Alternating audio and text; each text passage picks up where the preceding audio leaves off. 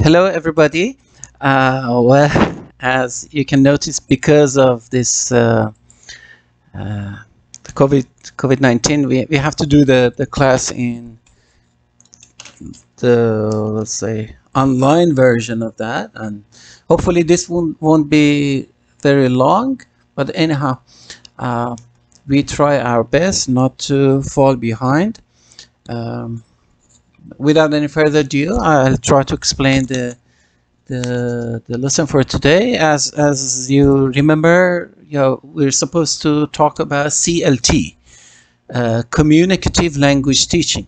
This is as opposed to CLL, community language learning. Okay, this one is used a lot more, and I would say in all language institutes, okay, if they talk about intermediate above, and they say we're going to teach them how to communicate, they are using different versions of CLT, communicative language teaching. And now today we're going to talk about the principles and some of the techniques. Okay, so as you know, we have 10 questions. We are going to answer each one, covering the principles.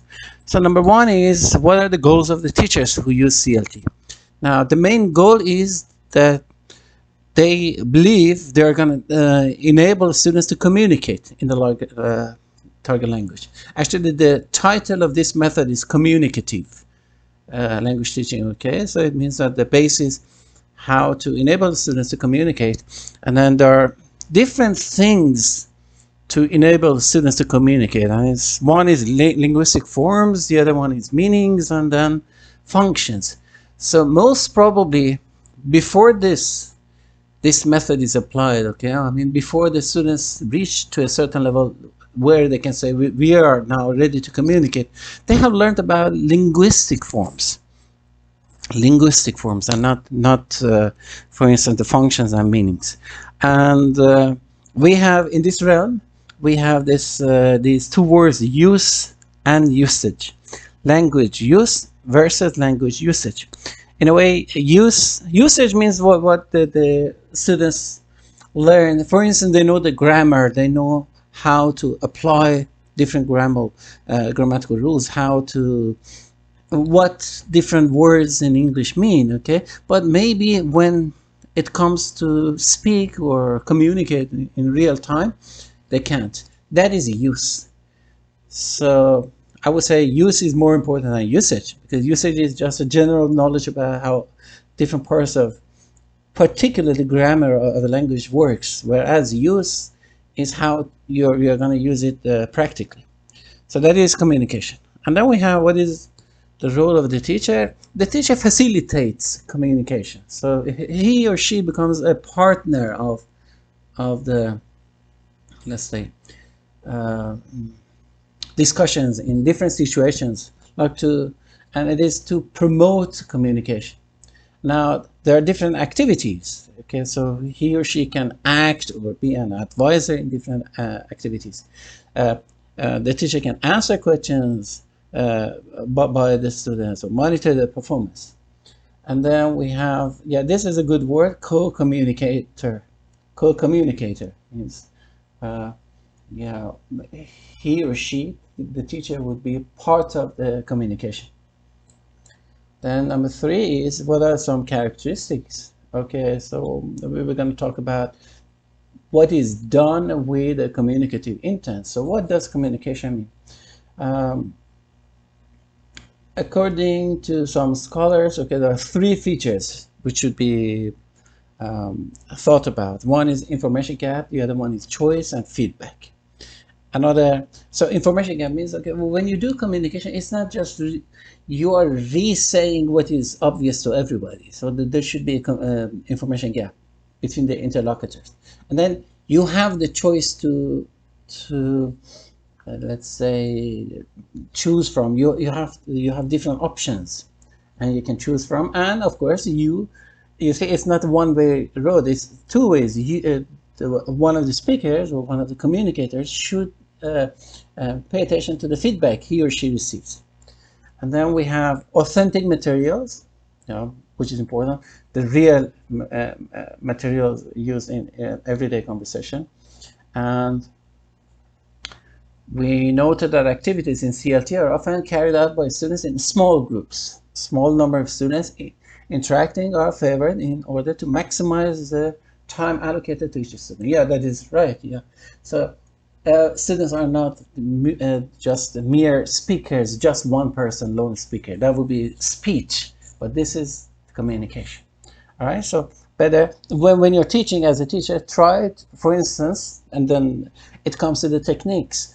How to allocate different techniques and different rules to the students to be carried out in the class. Number 4, what is the nature of student-teacher, student interaction? Okay, so as we mentioned, teacher can be the facilitator of the activities, but the teacher does not always himself interact with the students. Yeah, sometimes he or she does, sometimes doesn't. Sometimes he is a co-communicator. Students interact a great deal with one another. They do this in various configurations, like pairs, triads, small groups, and whole groups. Then the feelings, how are the feelings of the students dealt with? This method, compared to, for instance, CLL and D-suggestive, does not, compared to them, does not pay much attention to the feelings of the students, but it is important. You see, when you are communicating in a way, you're expressing your individuality, so it's important. Okay, so as you can see, the teacher gives the students an opportunity to express their individuality by having them share their ideas. Yeah, so you see, when they speak about their intentions, about their feelings, in a way, you can say that this is the way that the teacher deals with the students' feelings.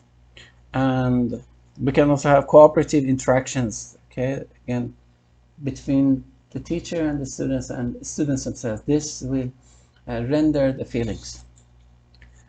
How is language viewed? Yeah, this part is important, the culture view. Language is for communication. So in this method, language is for communication. And as we mentioned a little earlier, linguistic competence, the knowledge of forms and their meanings, is only one part of communicative competence. And we'll see, okay, it is different parts.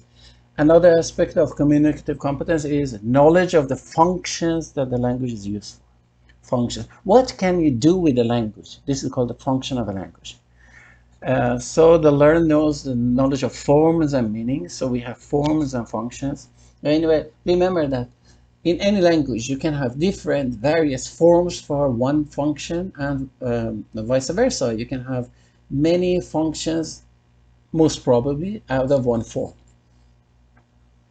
So speaker can seek permission using may. May I have a piece of fruit? However, if he proceeds, okay, so can I have a piece of fruit? Okay, so you can. This is a good activity. You can, if I were in the class, I would ask you, for instance, give me 10 ways you can ask somebody to shut the door or open the window. Okay, so it can be starting from very informal to formal, or it can be very short to long. It can be, let's say, using simple words to more sophisticated words. Okay, so all can achieve one function, a certain function.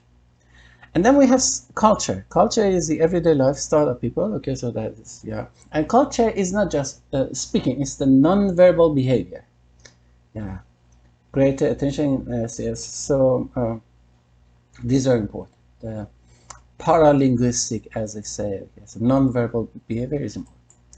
And then, yeah, this is, yeah, you can see it's components of communicative competence, okay, as illustrated by Savignon, 1983. This is in the book, which I will explain later. This is interesting. Inverted is a pyramid which is inverted. As you can see, communicative competence has 4 parts. One is socio-cultural, the other one is strategic, the other one is discourse, the other one is grammatical. So maybe the base is the grammatical from the right. This is the grammar. This is how you can make sentences. okay, based on, I mean, your basic sentence. And then you have discourse. Discourse is putting those sentences into with each other to make discourse. It's more than one sentence. And then the strategies, and then social cultural things you have to be aware of, right? So all of these together would be communicative competence, okay? So remember, it is much bigger than mere grammatical competence. And okay, so let's define them. Grammatical competence: recognizing and using lexical, morphological, syntactic, and phonological features of a language to form words and sentences. As I mentioned, it's smaller than sentence maximum. The grammatical competence is neither related to any grammatical theory nor does it include the ability to state usage rules. All right. Then we have discourse competence. That is a series of utterances or written words and or phrases that are interconnected to form a text. So discourse means text or a meaningful whole. So it's not just one sentence, it's bigger than that. Then you have these let's say notions of cohesion and coherence. Cohesion refers, these are two important words, please remember them. I mean, this is used in the field a lot, these two. Cohesion refers to using linking expressions such as conjunctions or adverbial phrases to connect ideas. A coherent text is one that makes sense